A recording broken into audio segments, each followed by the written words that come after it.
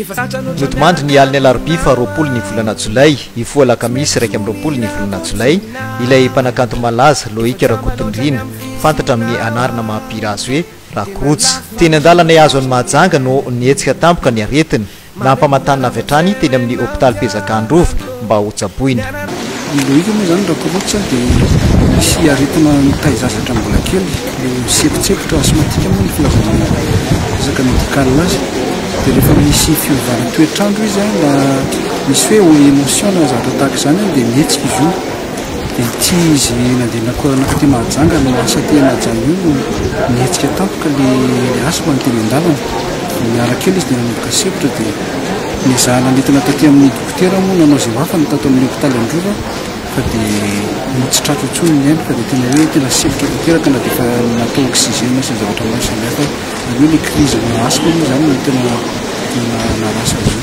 io tamin'ny arivariva iny izy zany parapafantatra tamin'ny 12 alina izy no lasa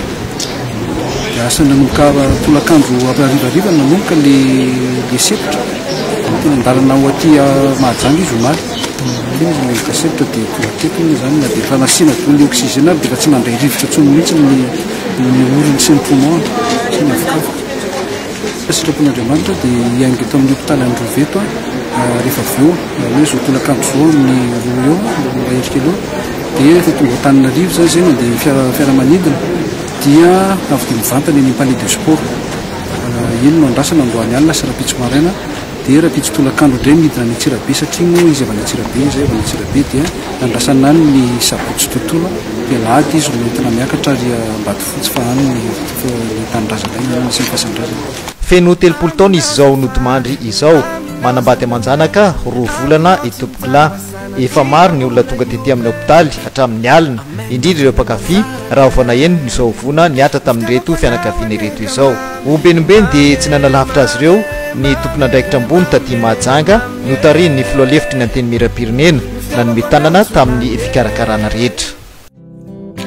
Efa zatra loatra miaraka aminao aho tsy mety tsony raha voatsinao efa jamba loatra ny amin'ny fisinao aho tena lafatra loatra ny